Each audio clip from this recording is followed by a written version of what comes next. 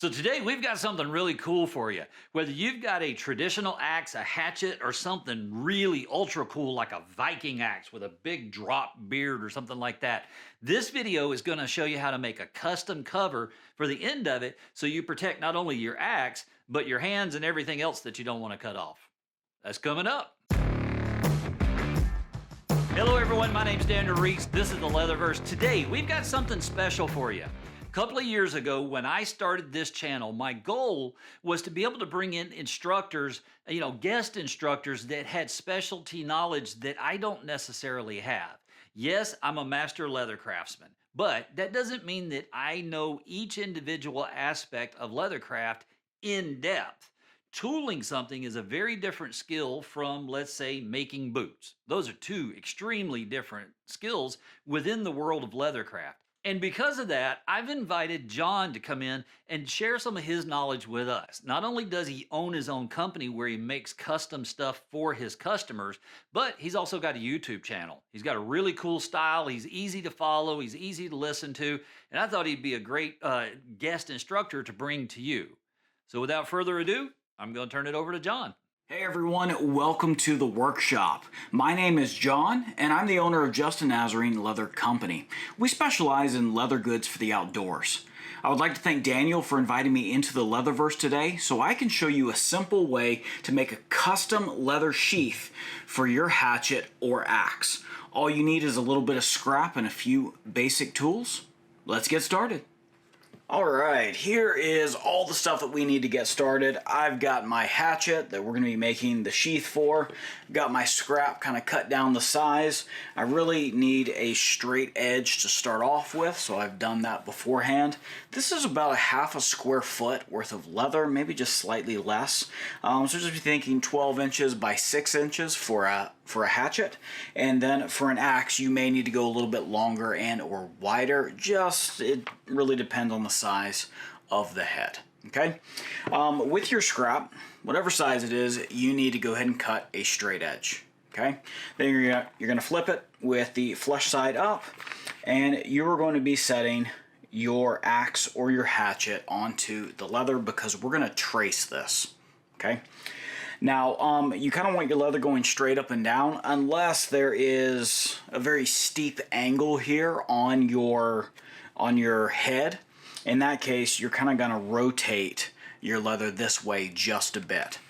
What we're looking for as far as placement on this leather here, the design is we're going to be folding up the leather from the bottom and folding down the leather from the top.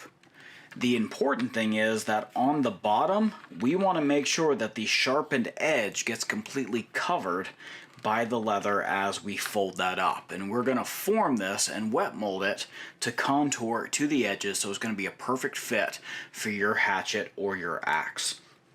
So when I look at this closely, yes, it looks like that's going to cover.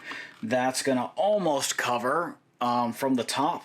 The top doesn't need to cover all the way down. It's really just the bottom that does. But I'm going to scoot this down just a bit just because I would like some full coverage. Okay. From here, I would take my scratch awl and just simply outline this head. But because I'm on camera, I'm actually going to use a pen to do this. By the way, when this is done, when you hold this hatchet, I've got it in my right hand, this will open this direction with my left hand.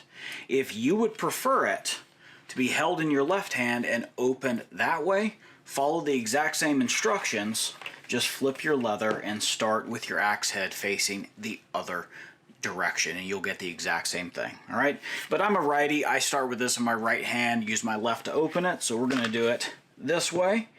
Let me double check the positioning here. Should be good. Should be good. I'm going to bring it down just a bit. Yes. Yes. All right. Now I'm going to hold my hatchet into place. Trace this in. Go all the way around. Doesn't have to be perfect, but have it kind of as contoured as possible. So that's what it looks like. All right, next we're going to take a straight edge and we're going to extend these top and bottom lines all the way down. This axe head is kind of flush and straight across the top. If yours happens to flare up just a bit, follow that last angle wherever that may go, okay?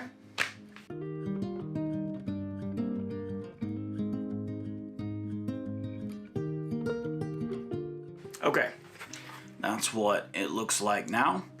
Now with wing dividers, we're actually going to trace this curve here. I have mine set to 3/8 of an inch. That is normally plenty. That would allow either a stitch line or rivets to be placed in. If you'd like a little bit more clearance because you want to use something larger, that's perfectly fine. You can do whatever you want. I have this set to 3/8. By the way, this leather is 4 to 5 ounce. All right, that's probably the thinnest you would want to go, and I would say these builds kind of max out around 7 or 8 ounce if you're going for an axe or something like that. But for a hatchet, 4 to 5 ounce, 5 to 6 ounce, it's perfect. So I'm gonna trace this line in, and then I'm gonna mark it with pen.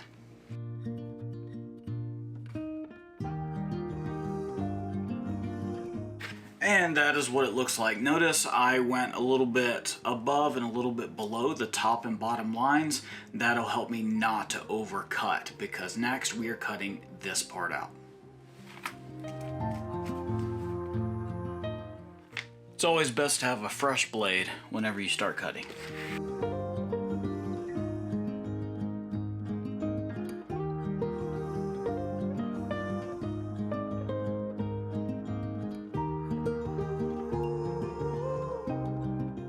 Alright, next we're going to need to wet form our leather to really get this creased up properly. And so we're gonna dip it in some water here. We don't need to get it soaked, just a little damp. Voila, that's all we need. And now I'm gonna let this sit for just a bit. Let some of that water soak in, and we are going to protect our axe head here. All right, anytime you're going to wet mold anything that is metal, so whether that's a hatchet, an axe, a knife, some type of tool that you're going to use, it's best practice to go ahead and coat it in oil and then wrap it in something like plastic wrap. So I'm going to do that now.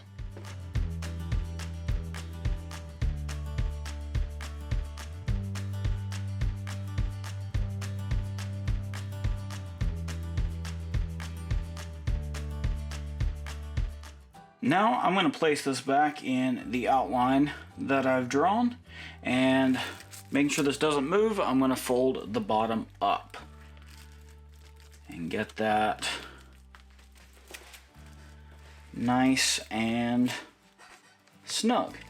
Now I'm going to put a little bit of a weight on it and let that sit and dry just for about 3 minutes or so. Alright, after it's had a minute or two to kind of set up, you can take your weight off, and as long as your leather isn't trying to flip back to its original position, you should be good. This leather's really thin, so not a problem. Alright, carefully take your leather, your axe or hatchet, and flip that over, and try not to let your axe head move. With what we cut earlier, we are now going to mark and trace the outline, and that'll show us what to cut next. So take this out, open it up, and now we have some other lines. All right, this little bit of a straight edge here, we're actually going to cut that all the way across, and then again follow this curve.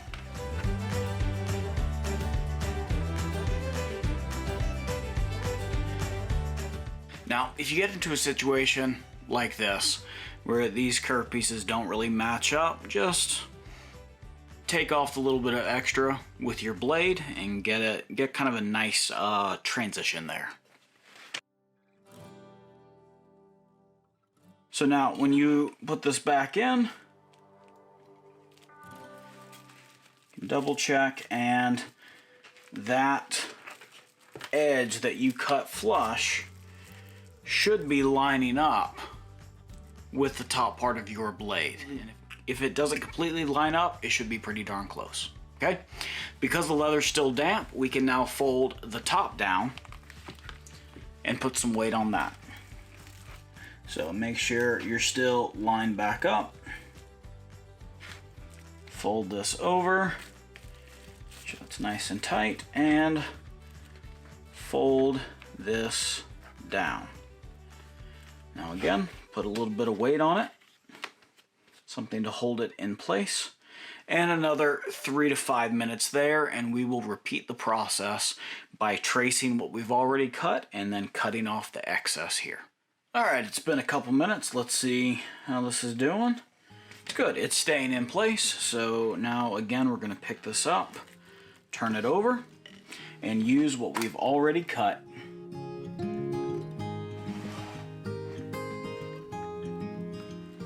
There we go. Use what we've already cut to mark what we still need to cut.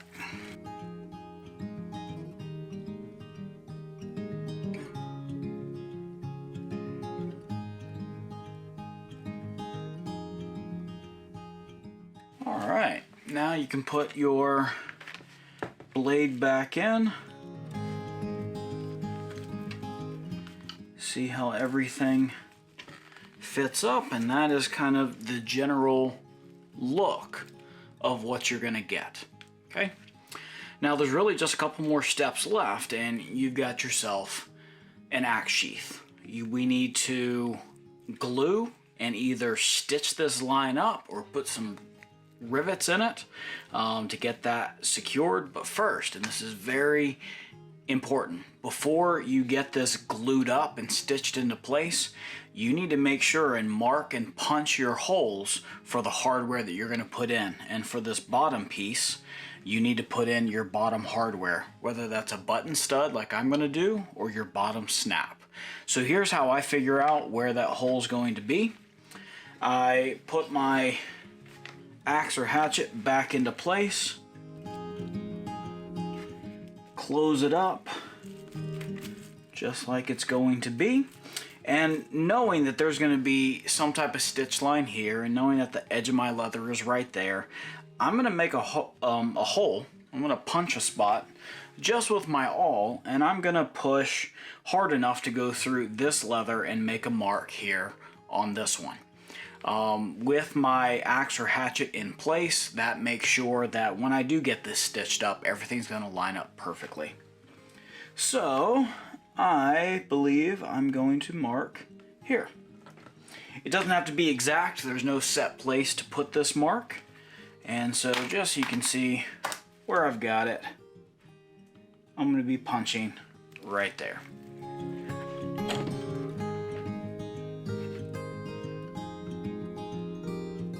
There we go. Looks good. I'm going to go ahead and put my button stud in. There we go. Now I'm going to wait and punch the hole at the top here until after I get it sewn up, because it could shift ever so slightly on me. Yeah, it's still going to be pretty much in that area where we put that mark.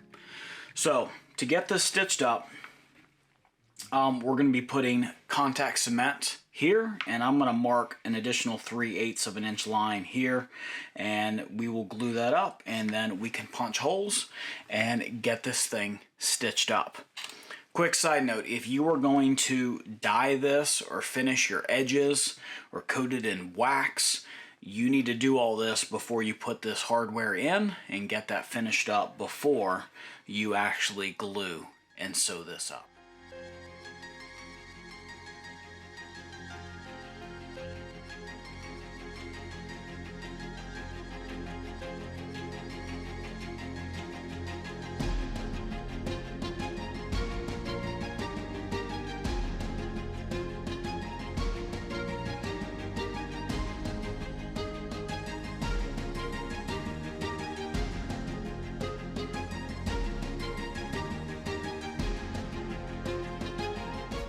Now that this is dry, we can mark our stitch line, get those holes punched, get it secured into place, and then finally punch our hole for the button stud here. So because we measured 3/8 of an inch in, I'm actually just going to take my wing dividers and measure and take this down to 1/4 of an inch.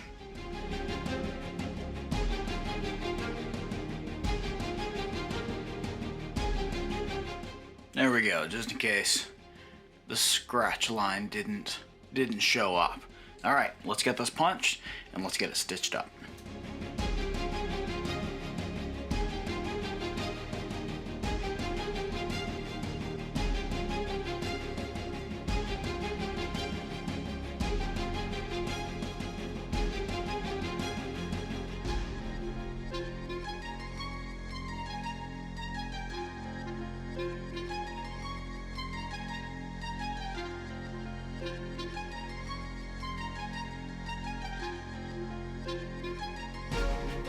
Alright, all stitched up, good to go. Last thing we need to do is get this hole punched for the button stud.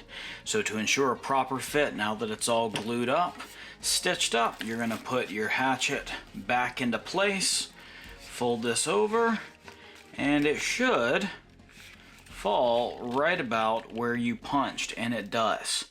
Alright, so it shifted a little bit, but that's okay.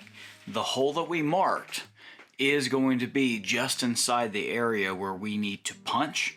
All right, if you want to, something that you could do to ensure it lines up every time is just mark a spot here, punch this hole, and don't even worry about punching through all of your layers here. If you're using a snap or something like that, that's going to get covered no matter where you end up punching that hole, because it's going to be close enough. So let's get this punched and see how it fits.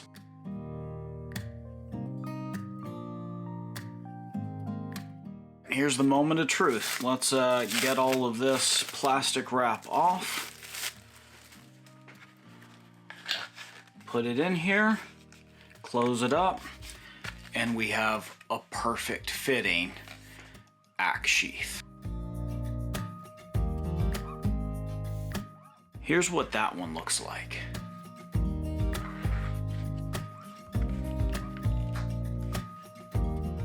Now look at that. All right, this is made the exact same design and style as this.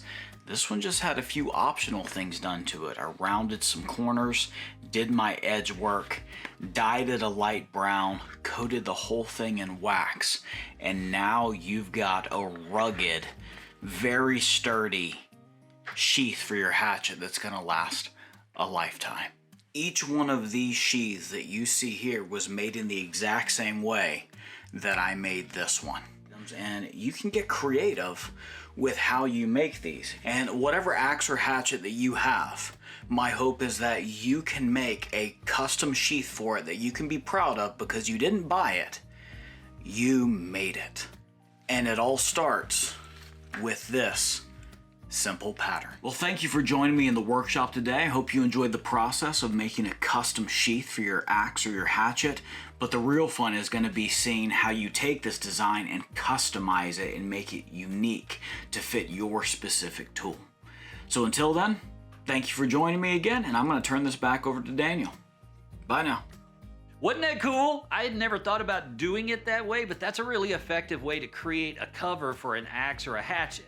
So first of all, I want to thank John for taking time out of his day to do that. I know he's got a really busy schedule. If you're not currently subscribed to the Leatherverse or to his channel, Justin Nazarene, make sure you do that. We're doing our best to bring you content that's going to help you grow your leathercraft skills. So that's going to do it for this video. I will see you in the next one. In the meantime, go make something amazing.